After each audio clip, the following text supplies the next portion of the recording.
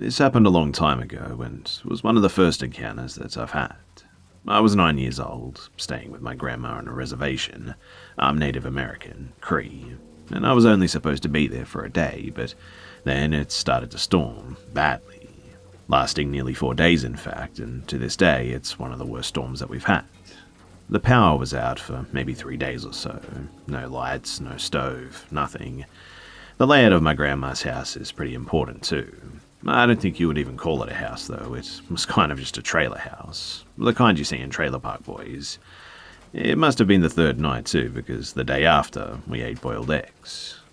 So my cousin and my aunt were all sleeping in the living room, and from where I was sleeping, you could see through the kitchen window, which was pretty small, 2x4 really, when I was woken up by the sound of something talking in a really strange voice. At the time, I couldn't think of what it reminded me of, but now, after thinking about it for years, it sounded like a goat trying to speak English. I still don't know what it was trying to say, but I heard, "Hey, boys, hey." And at first, I thought that it was just my cousin being annoying, but then I noticed that there was a big figure standing outside of the kitchen window that had its fists against the glass. And then I noticed that it was banging on the window, but not hard enough to make a ton of noise. I saw the outline of horns, similar to bighorn goats, fur covering its entire body from what I could see, and then lightning flashed, and I saw its face. It's very hard to describe, but it looked like what you would imagine a goat man to look like, I suppose, and maybe a bit more on the goat side. It also seemed to have red eyes, but not glowing, although that could have just been reflection. It looked old and rough. Its fur was mostly grey with some brown. The window that it was at was maybe 6 feet above the ground, or more because I don't really remember. Plus, the trailer burned down a few years back, so I would say that it was 7.5 feet tall. Throughout the night too, it stayed in place, but the banging turned to scratching, and the attempts to speak turned to growls and shouting. Lightning flashed a few times more, and every time I could see the anger on its face growing more and more. I eventually woke up my cousin crying. She came and laid with me until eventually I fell asleep. I had a hard time falling asleep because every time that I closed my eyes, I would see eyes just looking back at me. And when I did finally fall asleep, I had a nightmare involving the goat man. And in my dream, I watched him walk over to our neighbors and brutally murder them, and come back with a decapitated head, swinging it around in my face. He was taunting me, and why, I still don't know. What's weird is that my cousin said that she couldn't see it, but she could hear it. The growling, the scratching, and everything. We talk about it often too, and I remember at one point moving to another room and looking outside of the window and seeing its full body, which was not like a minotaur, but more like a centaur. It noticed me too, and that was when I ran back to the living room. I should also mention that the morning after, we checked outside for evidence, and we found huge hoof prints going from window to window, and scratch marks on the window as well. The prints were probably the size of about 2 open hands, I think.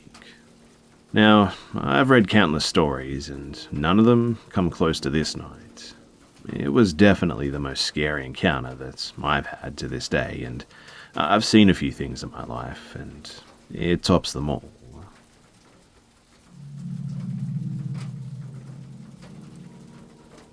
Before starting this story, I want to acknowledge that I fully put myself into this position, but this is still one of the most potentially dangerous encounters that I've ever had, so I wanted to share it.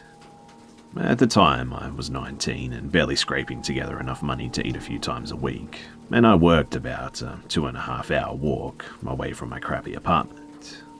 This particular day was 2 days before payday, and I didn't have $1 to take to the bus, so I decided to just walk to work since I regularly walked that sort of distance anyway.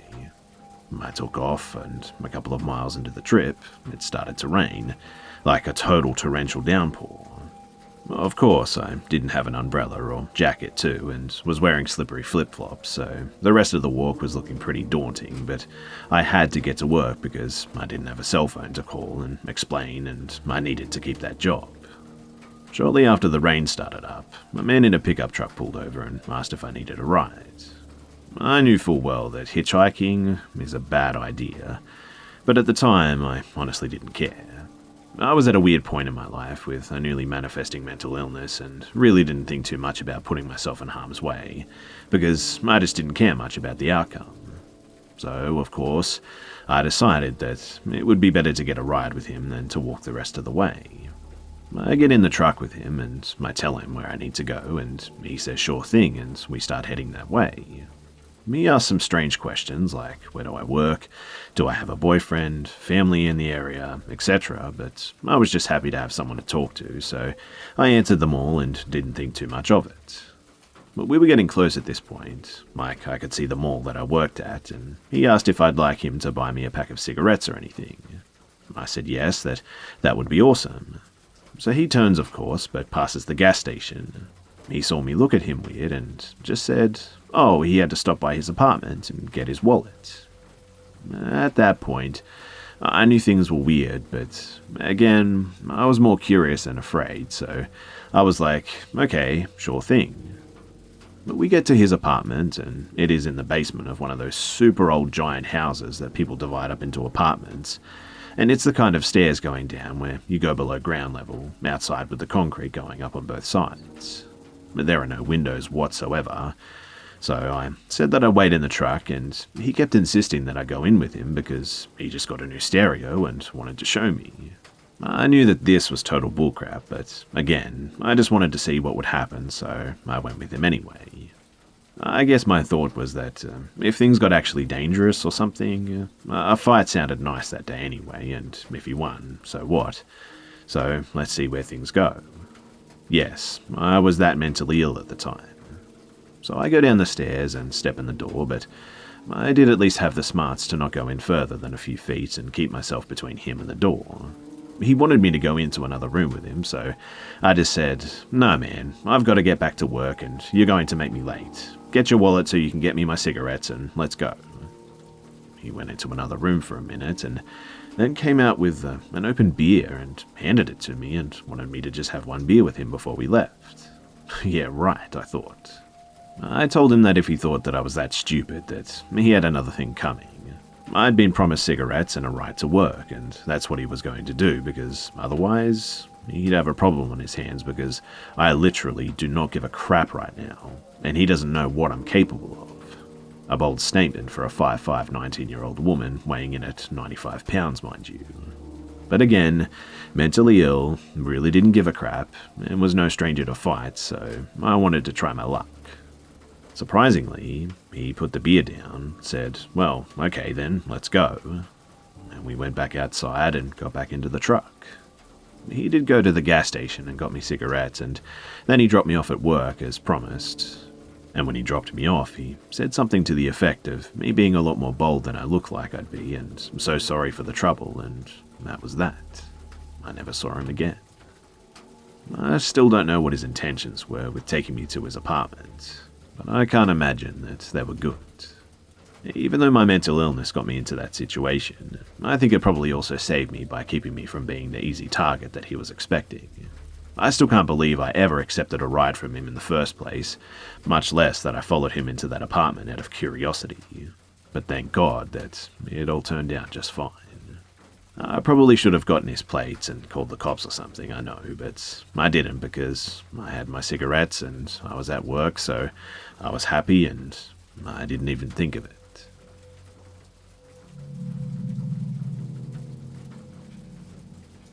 A couple of years ago, my family and I had just gotten home mid-morning from a road trip vacation. Everyone went to their rooms to get some sleep since we'd been travelling all night without rest. I wasn't too tired though, so I just went to my room. Sitting on my bed, I had a direct view of my window that only has curtains, and that day I had drawn my curtains open because it was a quiet and calm early afternoon, blue sky that looked really nice. My window is about 6.5 feet tall from the ground outside, and from my window I can see my backyard, which is enclosed. We have a tall fence enclosing it, and all the gates are locked all the time. It's hard to climb up for even an adult, let alone a kid. I've even tried often in my childhood when I forgot my keys to the house, but that's why what I saw next, I know, did not come from the outside or another neighbour's home. So I'm reading on my bed when I glance up at the window, and that's when I see him, a young boy at the window just staring at me. I don't even know how to react if I'm being honest. Did we leave the gates unlocked or something? I just stared back at him, kind of dumbfounded. He stared back at me with a very silent and childlike gaze. And then I realized that I could see him from the chest up, but he wasn't holding onto anything, or seemingly holding onto anything, as his hands looked to be at his side. I recall that the bottom side of the window from the outside is around 7 feet tall, so what I'm seeing is basically impossible. Upon realizing this too, I felt uncontrollably uncomfortable, wondering how in the world he was able to get up that high. Thinking that I was just hallucinating or something, I dove off my bed to get a rational explanation. I felt a little put off at this point, but not exactly scared. Approaching the window, I kept eye contact and noticed his eyes were so similar to the blue sky, and I don't even know why, but that's the only feature that I can remember now. Kind of cliche, I know, that the only colour of his eyes was the thing that I remember, but that's what it was. Besides him being a young boy, that is. Then, when I was about a foot close to the window, he just vanished into thin air in the blink of an eye. It was shocking, to say the least, but looking at the window, there was nothing that he could stand on, and nowhere that he could have run to without me seeing him.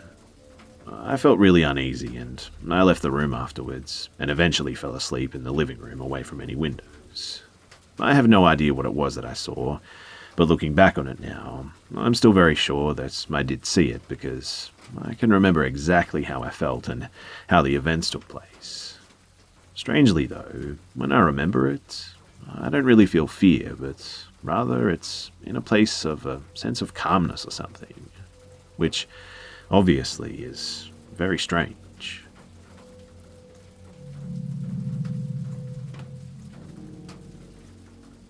This happened a few days ago. So I left for work around 9, and my husband was home with my son for the day. I went to lunch at 12:30, and at 1 I get a call from an unknown number. Usually I ignore these calls, but something just told me to answer this one. And my 5-year-old son was on the other end crying. He said that he was taking a nap, and when he woke up, his daddy was gone. I said, okay, I'll come over since I'm still on lunch. I thought that maybe my husband went to work in the garage or take a shower or something, and just freaked my son out a little bit when he woke up. I tell him to stay on the line and that it's about a 10-minute drive for me. He doesn't say much, but I can still hear his breathing on the other end. And this is where it gets freaky. I have chills even telling this part, but as soon as I enter the end of my block, the phone call just ends. I pull into the driveway and his car is still there. The front door is shut. My neighbour is getting groceries from his car, so I say a quick greeting and I head inside. My son and husband are sitting on the couch watching TV though. My husband is playing on the cell phone, and I asked him what happened, and he's extremely confused. I tell him about the call, and he acts like he doesn't believe me. I thought that it was just a terrible prank from him, so I asked my son, "Did you call Mummy and say that you couldn't find Daddy?" And he said, "No, can I have a juice box?" And I mean, he's just too young to be good at lying, so I 100% believe him. I honestly feel like I'm just going crazy at this point, and I asked if my husband ever left the room or gave our son the cell phone. He says no to both, and I check the call logs on the phone, and there's nothing. We don't have any other phones of any type in the house, and I still just really don't know what happened, but I'm beyond creeped out at this point. Now, I know my son's voice, and there's no doubt in my mind that it was him. I mean, maybe if he was younger, but at 5 years old, I can tell distinctly that it was his voice. I can see how maybe it was a scammer, but how would anyone be able to mimic his voice so perfectly? I don't know how someone could steal his voice because he doesn't like to talk on phones, and I've only had a handful of recordings of him where his voice is high-pitched and happy, but it was him on the phone, crying. For those who are suggesting for me to call back an unknown number, they must know what that means. I just get an automated message saying that this number is not available. Also, I still have no idea why I answered it. I just felt like I needed to for some reason. almost an overwhelming feeling. I mean, I always ignore these calls, but this one, for some strange reason, just felt different.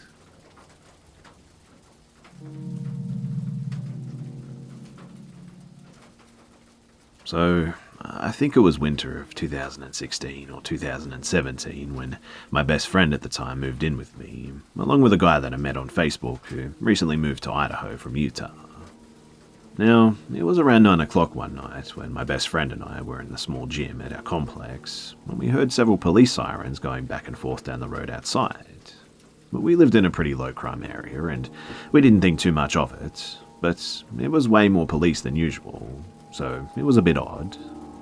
After a while, a man came storming into the gym and walked around tugging on doors to maintenance closets or ones that led to other areas of the building, all of which were locked because residents were not allowed in most of these areas, especially after hours. I asked the man, hey, how's it going?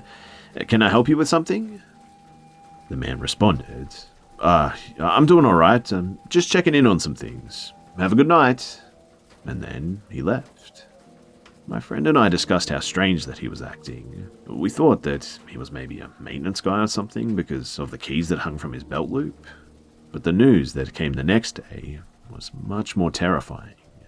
A man had stabbed his girlfriend several times and left her in his car before fleeing the scene just down the road from our complex, and the cops hadn't found him yet. And the description that they gave on the news matched. We are 100% sure that it was him that we saw that night. G'day mates, it's Busta here. I hope you guys enjoyed the video, and if you would like to help me out, then please go ahead and watch another video by clicking on a card on the screen. As always guys, thanks for all the love and support, and I'll see you mates in the next one.